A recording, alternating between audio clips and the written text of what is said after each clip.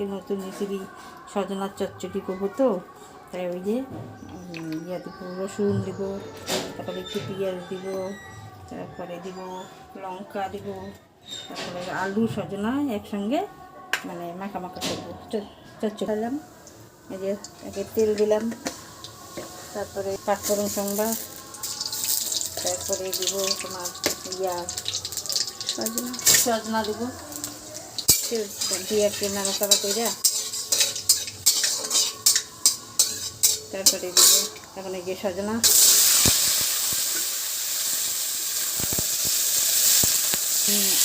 সজনাতে আলু দিব,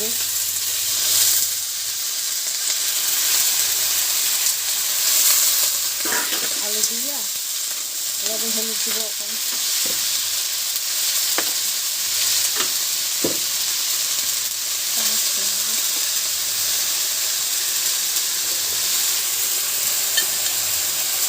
লবণ দিব, দিব